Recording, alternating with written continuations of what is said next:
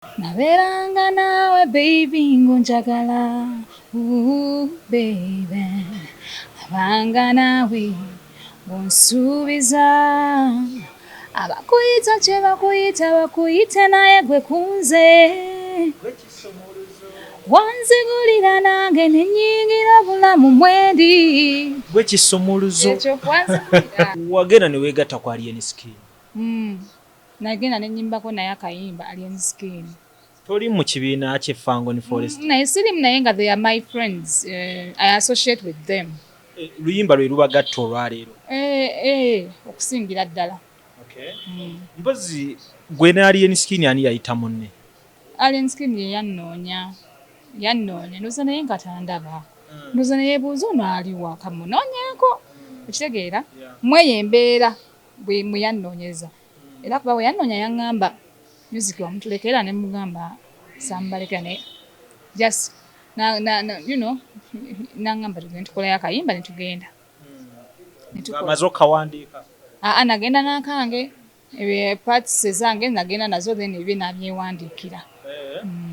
Denda kugamba nti ku ndongo ya Alien Skin omanyi waliwo ekibuzabuzaawo oba ekyabuzaabuza abantu ku Diana Nalubega music we no Alien Skin nga balaba bigenda matchinga bitya.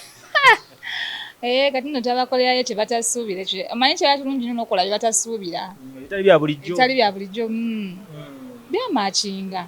Bazo limba baliyita ani? Adamu wange luli mu audio video tennafuluma lwaki? Tugenda gifulumya anytime. Mukulu yakyali bize wano ku nsonga ya video? Era tubiriko. Oba gwali bize? Nedda siri bize.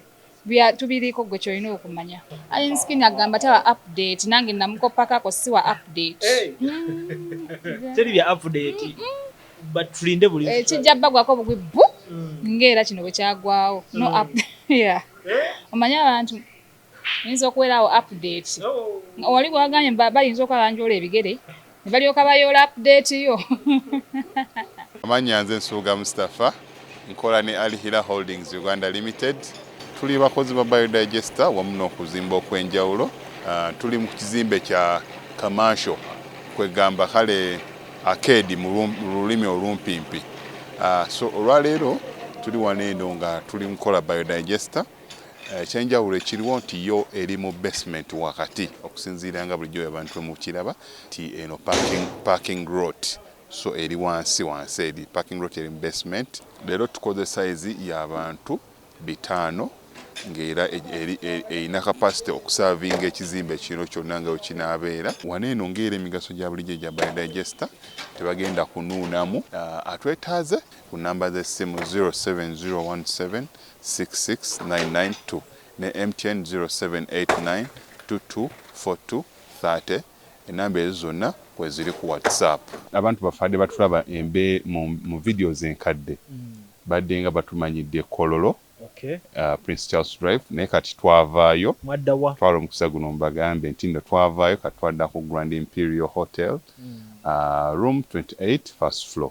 So twavaayo enamba zaffe ez'essimu zonna zikyaliko nga bulijjo just nti twakyusa location. Airbnb home ge maka gapangisibwa nga galimu buli kimu ojja nangoye zo zokka gasangibwa Namugongo kumpi n'ekiggwa ky'abajulizi oluguudo lwa Kolansi paka ku gate. Galina sitting room enteeketeeke obulungi, dining, effumbiro kw'ossa n'ebisenge bisatu okuli ne master bedroom. Waliwo wifi, CCTV kamera ziraba ebweru ne munda. Ku kisenge waggulu kuliko amasannyalaze okwetangira ababbi, garden nnungi, parking nnungi, gate ya remote. Ekifo kino kyakomodatinga abantu okuviira ddala ku muntu omu, couple, family nammwe abategese bu party obwenjawulo. Kuba ku namba z'essimu eziri wansi awo. Morris Cakes and Events Limited bakola cakes eza birthday, okwanjula, baby shower, bridal shower mu buli design yonna gy'oyagala, traditional cakes n'ebika ebirala. Kw'ossa n'okutegeka emikolo ne girabika bulungi.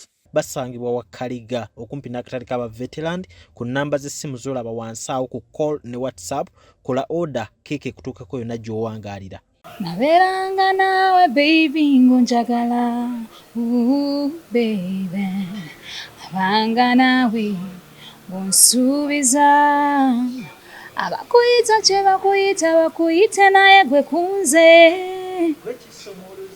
wanzigulira nange nenyingira bulamu mwendi gwe kisumuluzo ekyo wanzigulira. ne baaba zino gwe bayita music. Thank you. Good music. Thank you. Music agenda okubeerayo ebbanga lyonna. Amiina. Amiina. Muli bw'obanga oziyisaamu nga tonnabuuza ku bantu gwe muli ki ky'owulira eyali mu studio? Nze kanga okuba nti zikyaliwo paka nakati. Nze we nazikolera mu studio nali simanyi nti ziribeerawo paka kati. Nti ziriba zikuba paka kati kale kyentegeeza. So nze kanga era nkyebaliza Katonda. Ogamba otya Diana Nalubega? Nje ndi mukwano ogamba otya? Weetuli. Amiina. Obulamu bulungi tugezaagezaako. Agamba kyakkuuma. Gyali mulungi. Mutwevingireko. Aho tuvuddewo. Music gwe tuba tutandika naye Diana Nalubega. Ennyimba zino zetutandikiddemu baani abakuyambako okuzikola? Olwakabiite nalukolera mu Gong Records. Croch ye yalukola. Okulwandika twaluwandika abantu bangi. Then kisumuluzo nalo nakolera mu Gong Records audio. Then era audio Croch ya producinga. Then Nisenro yamuwandiika. Yege manyi ga Nisenro oyo azitera okusumulula disco n'atambula. Music omukola bibeera bityawo nga abantu bamaze okutegera ennyimba zo zino maze breaking through. Nekanga nga ndaba abantu bamanyi, especially ku Kabiite kubanga nali ndowooza nnyimba mu buyimbi. Nali siri nga bonagamba nti ngenda kola ekintu kino nkifule mu sente nga sitwala so serious. Okitegeera. So nekanga kulimba lwa Kabiite. That is how I received it. Nengamba very serious. Nentegera this is my business. I have now to be very serious with it. So ovaawo okuyingira music? Nava waka. Nentandika okuyingira nobanga natandikira nava waka nengende wa Ebya ne wagana nengenda mu Gong Records. Nava waka nga maze tula senior 6. After senior 6 noyingira ebidongo. Ani akusikana akuyingiza edo? Akusindiikiriza oyo yakusikiriza okuyingira ebidongo? Nze personally nalinga nepushinga. Ate nga njagala nnyo okuyimba.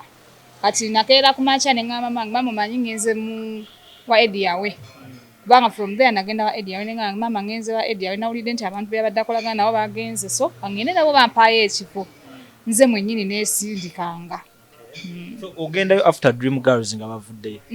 Nga bali mu process evaayo. Naye nga wabasanga bakyaliwo? Nga we bali naye nga basibula babulirayo. Wasanga akaseera kaali katya ng'okolaganyeeko nabo okuba abawala babasangawo? Saakolagana nabo. Saayimbako nabo saakola ki naye nga nabasangawo nga mwe bali mu studio nobasanga bakola ebyabwe ne bagenda. Saayimba nabo. Naawe nojjaawo nga weekulula? Nga nange bagezaako okubanja oyiningisaamu ndowooza. Naye tekyasoboka. Mu Dream Girls wajjayo kyoba ewa Ebya kiki wafunayo ng'omuyimbi atandika obanga ayagala okuyimba? Nafunayo confidence kubanga ye muntu eyasooka okulya eddoboozi lyange nakwegamba nalyagala ennyo gwe nali nnyimbidde kuba nali nnyimbira waka. Naye bwe yalyagala nali appreciate nga kwegakyanzukusa nengamba so oyimba bulungi nno olaba omuntu ow'erinnya bw'ati ayagadde eddoboozi lyo. Confidence nenjiga nti omuntu asobola okuwandiika ekintu kye bw'oba oli talented we nenjiga okuwandiika.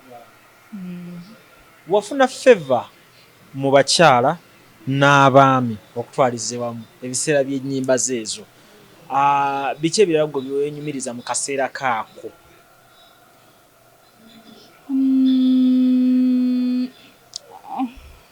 Nenyumiriza exposure nafunamu nesente obulamu bwakyuka. Bwakyuka nava ku Diana oli abadde atambulira ku boda nenfunayo akamotoka nenfuna connections obulamu ne bukyuka. Ekyo nkyebaliza Katonda. So ennyimba buli omuntu wakola music n'atuuka waggulu n'ashootinga oluusi okuwuliza ku luyimba kifuuka kizibu. Kwajjuka buli dakiika oba oyagala abantu babakubanja nga luli kisumuluzo nga luli Kabiite onfuna bulungi gwe embeera eyo wagisobola otyo giyitamu era wagikolera ki? Embeera y'okuza ku luyimba nti lusinge luli eyo pressure sagyeteekako era saagala gyeteekako kubanga nze ennyimba ezange n'okufuuka ekyo kye zaafuuka saateekamu maanyi gaali maanyi ga Katonda. So kati nze nkola ekyange humanly possible n'enkomaawo nembikwasa Katonda. Yes, seetulako maanka mbikwase Katonda nze ntule neefaako ekyange kati oluyimba luba lutuuse lwe lukomye wabeera weewo. You know, yeah. Tutunulira personal character as gwe ng'omuntu Diana, the humbleness. Kuba ne mu music gwoyimba kyali kyeraga weerazi naye nga industry yaffe eno ogimanyi yeetaaga abantu abali hard. Kiba kitya omwana ow'ennyimba zitali bakubanga bikono awo oluusi bakubaagala oyimbe ku stage nabaye akusookayo. Mbimanyi ebyo ebintu naye ate ebiseera ebisinga ddala waliwe nayimbiranga ennyo nga bwe ngenda ku stage ndoza ennyimba zange gye zaaliwa ku hype ng'ate nze gwe babeera bagala nsembeyo gwe nga ne bw'ojja ng'oyagala onsooke ate nga n'abayimbamu bajja ne baŋŋamba ddala tonsookayo nze nkusookayo. So kati ekyo saaki experience nga nnyo naye nakirabanga mu bayimbi bannange nga babyekola bekola ebintu naye nze ne bw'oba obinkoze nze manyi kikyendi sitya mbugundi asooke ku stage ono kaasookeyo sitya sirina fiye eyo kubanga manyi kikyendi obudde bwe budde bwo. Yes, nekkiririzaamu nti sikkiriza na kupanikinga okitegeera. So that is where I am. Entalo z'abayimbi waziwona oba zaakutwaliramu? Behind the scenes era bubeeramu obuntuntu obutonotono bwe busobola kujja kwogera mu kamera nti oba kino kyali bwe kiti ono yakola bwati ne bwati ne bwati. Tosobola ziwona 100% naye level at which gye nazifuna teyenkana ndowooza y'abalala ndowooza engeri gye mbeera mu byange. Entalo wasinga zifuna mu bakyala mu baami? Kati nno kankubulire ekyewuunyisa abayimbi abasajja ono nga mulimu namunaye abalinga abakazi. Abayimbi abasajja mulimu abalinga abakazi ng'alwa na Diana Nalubega nga sobola okusanga awo nasobo n'akulagako ebyogamba kamulageko n'akulagako gwe ne weewuunya. Nze nina omuyimbi yali mukwano gwange nga tuyimba eyo mu byempolampola nga singa kutuuka kuyimba biri serious. Munange namusanga nga bakyampromoting awo twali ku bagiyita batya njerabirwa silk. Neva ku stage nenzija ne mubuuzaako nga mukwano gwange nanshaninga. Nateekawo ekibeera teekateeka naye paka nakati embeera gye yali mpaka nakati gyakyalimu. Tobolaba emitima emibisi mirungi gisera gyakyalimu naye nga kyolina okumanya nti both abasajja si nnyo ate n'abakazi bennyini si nnyo nga bwe nga sibabeeramu nnyo naye tebubulamu bw'obuyitira. Kyekikipinga ng'oli wabbali wa music much as oservinga industry eno kuba tulaba abayimbi abasinga batambulira wamu abamu katumanyi ne groups zaabwe nti wosanga ono abeerawo naye Diana Nalubega ali reserved. Tukoma mulaba mu music nga azze ku stage mu studio.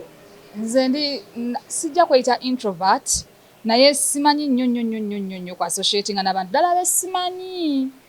Yes, simanyi kati nsobola n'okutuula awo momwe ne mbabowa si okubeerawo ne mbowa abantu wakiri mbeera ewange ne nninda ensonga enkulu enfulumye kibola ndoza sibabeerabeeramu nnyo. Naye bw'olina emikwano gy'abayimbi? Nina bakolig naye nga nyinayo omukwano gwange nno ddala Evelyn Lagu. Badeewo nkubadda mukwano gwange yoyo mukwano gwange nnyo muwulizaawo muwuliza. Kirungi nnyo. So twogere ku break gye wateekinga n'otuuka time nga no music teri appearance yonna nga wooli gwe gy'oli gye tutamanyi ng'oli mukkakkamu. Sima wali ogenze ku ki? Anedda wali mu Uganda? Nalimu natuuka ekiseera nga ntambula nnyo olw'ekiseera kyowe natambulira nga nfuluma ndowooza abantu abannoonya ne batuuka ekiseera bo ne bakikuba mu stamp nti oyo tabaawo kuba bannoonyanga ndowooza nga tebanfunanga oluusi manyi ogenda emyezi 3 myezi 2 mwezi kati eyo gy'abantu gye bayita break. Naye kati anti sikyatambula ebyali bintambuza kati nyina abantambulira. Omanyi mu kutambula abamu basobola n'okuteekawo embeera nti oba ababa bakuyodde ebigere bye baba bakutambuza obule. Anyway, never say never. Never say never. Babukuyodde dda kirabika. Nolaba kutambula odde eno odde eri. Webale. Naye era baba bandoze ekituufu kirungi kubanga bye natambulanga byali byakulinnya nnyonyi. Kyekyo kye nagambye ekyo. Ekyeyo? Natambulanga nga nyina bingenza okukima naye ng'oluusi bindwisaayo okugula kuna. Kyobola nkuganye nti waliwo abakola ki? Abangendera kati. So okutwaliza wamu oli mukyala musuubuzi. Nyina ebintu byange byenkola mpola. Kitegeerekeka bizinesi zaatwala amaanyi awo ku music. So officially wakomawo? Nakomawo because this is my talent. Kati okomyewo otyo ogenda kubanga okikwata otya? Nyakubanga nnyimba nga bwe nkugambye nti I will do my best as a human being. Ebisigadde mbirekere Katonda. Abantu music ku mikolo kyamubawa nga baagala nnyo obuyimba bwo. Ababeera bampise mubawa. Okay, nga tetunnatuuka mu maaso eyo gyo tuyenge gye bakufuna mu management gy'olina. Wagenda ne weegatta ku Alien Skin. Nagenda ne nnyimbako naye akayimba Alien Skin. Toli mu kibiina ky'Effango Forest? Naye sirimu naye nga they are my friends. I associate with them. Luyimba lwe lubagatta olwaleero? Okusingira ddala. Mpozi gwe ne Alien Skin ani yayita munne? Alien Skin ye yannoonya ndoza naye nga tandaba. Ndoza naye buuza ono aliwa kamunoonyaako. Okitegeera? Mweyo embeera bwe muyannoonyeza. Era kuba bwe yannoonya yaŋŋamba music wamutulekera ne mugamba sambaleka naye just naŋŋamba tugenda tukolayo akayimba ne tugenda. Amaze okawandiika? Nagenda n'akange parts ezange nagenda nazo then ebyo nabyewandiikira. Ndenda kugamba nti ku ndongo ya Alien Skin omanyi waliwo ekibuzaabuzaawo oba ekyabuzaabuza abantu ku Diana Nalubega music we no Alien Skin nga balaba bigenda matchinga bitya. Kati nno tabakolerayo kye batasuubira. Omanyi kye batulungi nnyo n'okola bye batasuubira. Bitali bya bulijjo. Bitali bya bulijjo. Byamachinga. Kozo limba baliyita ani? Adamu wange. Luli mu audio video tennafuluma lwaki? Tugenda gifulumya anytime. Omukulu yakyali bize wano ku nsonga ya video? Era tubiriko. Oba gwali bize? Nedda, siri bize. Tubiriko gwe kyolina okumanya. Saawa yonna agenda baggwako mugirabe. Oluyimba luno mu audio Diana Nalubega olowooza lukongeddeko lutya? Mu audio? Sofa we lukyali kuba mwalukola? Nze ndowooza lunyongeddeko kuba ate lutambudde bulungi because it's just audio. Nga omanyi music industry ennaku zino video etambuza nnyo ekintu naye okulaba nti oluyimba lutambudde lukyali mu audio naye naawe olumbuuzaako abantu balulumanyi balulaba nti gye luli. Lunyongeddeko mu ngeri nti nange for the first time nkozeeyo kolabo kwegamba career yange ina kye yeeyongeddeko. Ye kolabo ye yasooka? Yes, ye yasookera ddala sikolangako kolabo bukyangambaawo. Ng'oludde emyaka gyonna gy'omaze mu industry tokolangako kolabo? Nali sizaagala. Gwe ng'omuntu nga toyagala? Nga sizaagala naye ku luno I loosened up ne ngamba Diana loosen up.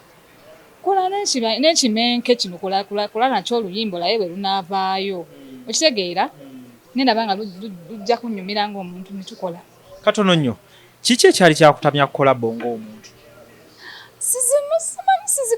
Nali sizikolangako naye nga personally sizaagala lwa ensonga nnyinza okuwayo emu nti muyinza okukola oluyimba ne lukwatayo naye nga temusobola kwekwasaganya luyimbira abantu.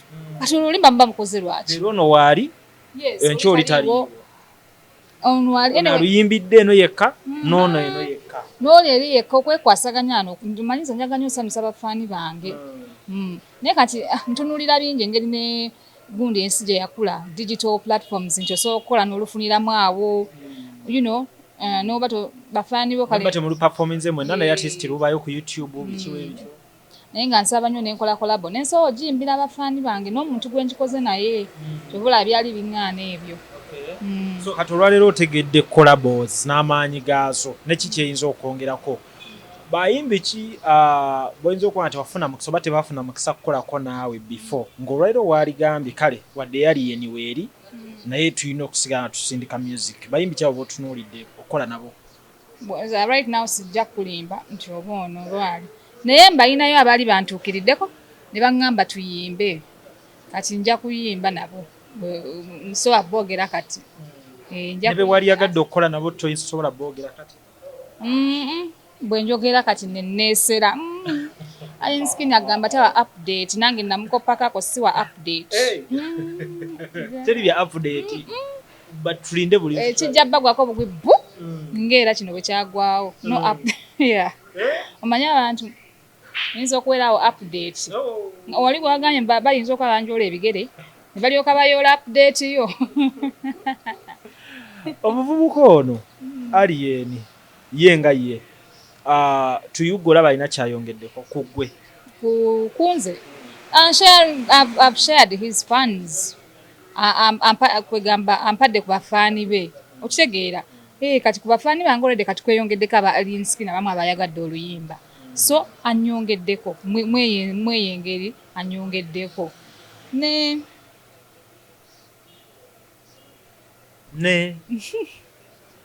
anyongeddeko sijja kwogera bingi anyongeddeko mweyengeri he shared his fans with me he's not selfish kubanga alina bangi alina bangi so he shared them with me yadde nange na sharing abange naye ababe abanga babaddewo ate anyongeddeko ababe mu bufunze bwe bakuteera omuvubuka Alien Skin mu maaso ne bagamba mututemeretemere oyinza mututemeratemera otya ggwe nga akolaganyeko naye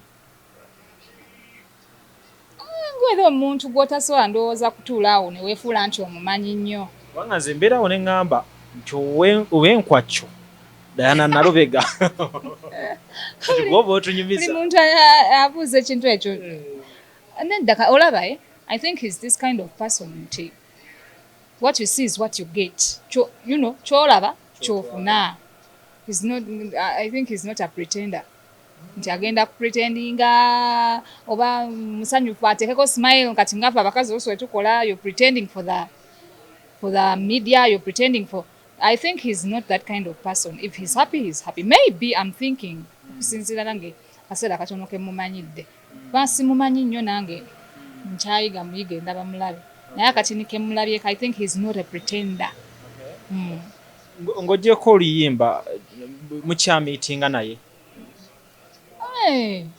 tetumiitinga nti oba tukola kinaye akubira essimu n'akubuuzaako nomuweeza message nomubuuzaako era nga muntu afuuse mukwano gwo akuwa shows kuyimba nga alina shows nyingi ennaku zino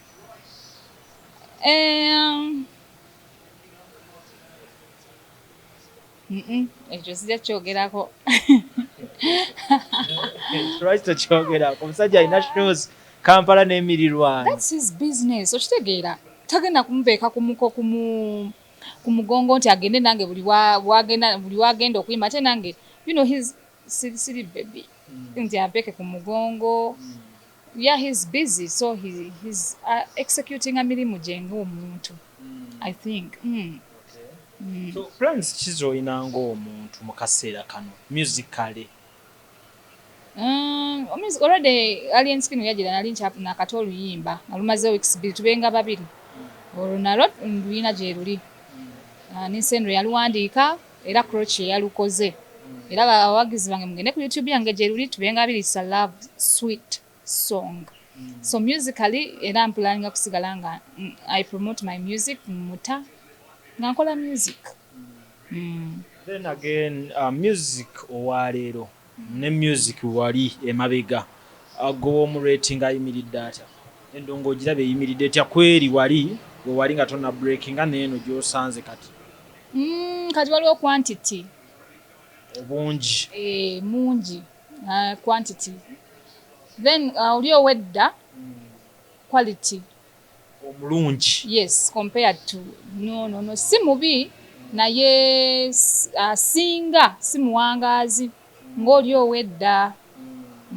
naye nga mungi abayimbi bangi bali talented bazina bakola ki balaga ku mubiri balaga emibiri balaba bagirina balage kati olinda kyo kutulagako era olusindaga naye siraga nnyo anti era nga bo siraga nnyo nga bo naye kati right now tulina mu quantity mungi muziki ye mungi naye omulungi mutono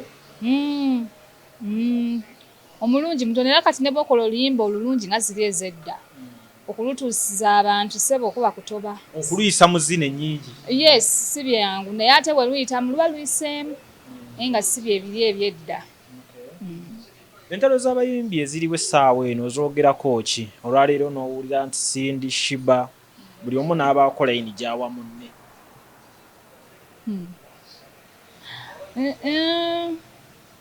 entalo ezo nze personally nga nze siri muntu wa ntalo naye bo bwe babeera nga balina kye bayisaawo nga balina kye babala I encourage them to do it bwe babeera nga at the back of their mind bakimanyi nti this is not serious kubanga munange entalo ezo nga zipatabinga zidisturbinga mentally omuntu kati olwalera bambazadde tosobola kunga nti oli muntu ate ogenda kuddayo eri olabire bulungi abana 100% naye wabanga akimanya at the back of her mind nti entalo zikoma ku luggi buli bubaddi it's okay bakikole kibakasa kiba nga kibayisizaawo ebyabwe ate bakiteekinga so personal gwe kino ekintu okiweyinga otya the two you are an artist tunuulira bano artist osobola baweyinga otya ku minzaani because you've enjoyed their music bweti anti minzaani emanyi kukola bweti kati bali bwe bati ebalansinga bonna they are all good artists bonna balungi naye waliwo ogambira nti munnange Sindi ono mukina akikola Shiba ono mukina akinkolera sigenda bapima kubanga oli faani wa music no ndi faani wa music but sagala bapima kubanga tuyagala nyiza abantu sagala nyiza abantu naye ndabanga lwaki mbapima anti beetadde ku minzaani bombi bamanyi okuyimba bombi bamanyi kati bebamanyi bo nga bo waliwo asinga munne live naira kyogamba mbu gwe tomanyi mbadde simanyi kyogamba Diana tomanyi kulaba ayimba live n'atamanyi live mbadde simanyi nze kyemmanyi ng'omu ku baana abaakulira ku bandi ng'ekuba olukobera olumanyi kituufu gwe tomanyi kwawula sijja kwawula manyi naye saagala okay, anyway nga tetwogedde mannya do you believe kuliko atamanyi live kuliko amanyi live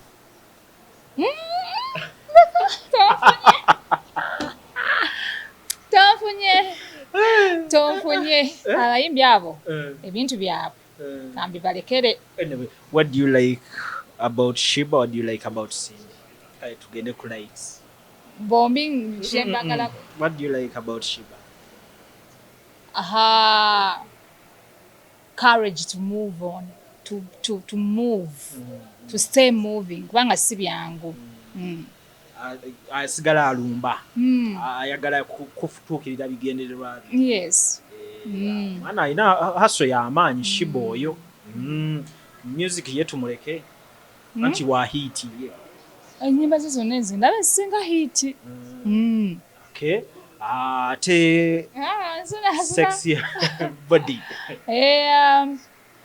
naye mwagalako ekyo nga kyenjagala ku Shiba nti emyaka gy'ayimbidde sebo si mitono yadde yatandika muto emyaka gy'ayimbidde okulaba paka nakati nti tukyamudibetingako ekyo kintu si kyangu Sindi oyo she's a muntu she keeps on moving naye she's talented she's beautiful byonna ate kati ye muzadde kyasinza Shiba ate alina omusajja tekitegeeza nti omuntu okubeera omuzadde kuba nange ndi muzadde naye tekitegeeza nti omuntu atali muzadde musinga kuba simanyi kiki kyalowooza simanyi naye awo waali waayagala waliwo balinga atayagala nakuwulira newabeera walinga ayagala naye nga byagaana okitegeera kwegamba nga naye kyengeeza kugamba nti wabeera ekyokuba nti ndi muzadde kitegeeza nti oli atali muzadde si wiina ayinza okuba nga waali awo wayagala ngaayagala just kubeera rich aunty ng'olina amakaago rich aunty yes ga kikazi temuli musajja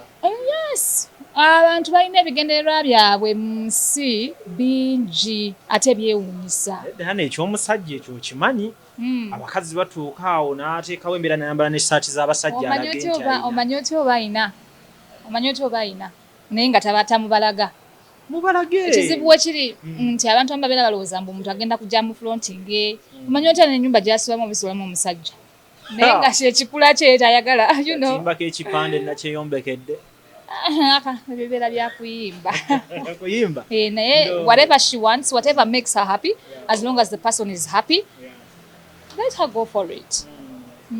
Okay, so ugambye as long as bakifunamu bagende mu maaso nakyo bapushinge kale so gwe ng'omuntu olwaleero abaagala okutwala ku mikolo abaagala okuwa business wagayi bagenda kufunanga batya olina management empya But I can nyina abantu benkolagana nabo naye nsobola basomera a number that they can reach me out on.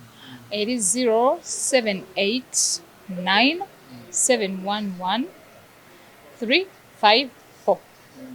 0789 711 354.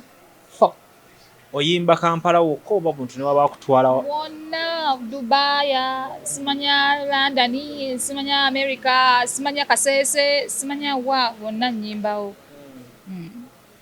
teri yakkuba ku mukono omanyi gye mubeera omwami ayinza ogamba Diana tobuuka wano byonna bikole naye borders wano tewali yankuba ku mukono bassebo ne bannyabo taliyo tankuba ku mukono ekimu kisiga kitambula bulungi. Okay, so oyinayo akayimba ka gospel bakayitamba eggulukundo kawise n'emyaka 3 akakayimba kwe kali ku YouTube. watabika ennimi mmeka?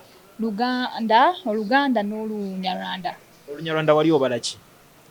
Actually akayimba ko it's a hymn song nga bulaba Amazing Grace obuyimba bw'eddobo kati nze just nakayimba ngolede gye kali kanyumira nga kuba twakula tukayimba ne bakwano bange so nenga akambi recording mbiyimbe subira yakalala inshallah kalinde. amina. So nga tumaliriza tuli kumulama kati gwa ddogo lyafuluka walirabye erya Clever gye lyafuluse webale namuwerekerako. Thank you. Amina. Saidi eno kiri kitya?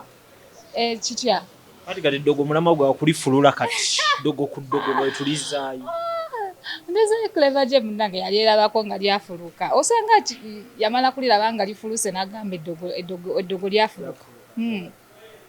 naye kati saidi yo waliwo eddogo tubuuza bubuuza saidi yange waliyo eddogo waliyo eddogo nze nyina Katonda eddogo linkomaawo nina boundary ne bwe liba lizze terintuukako.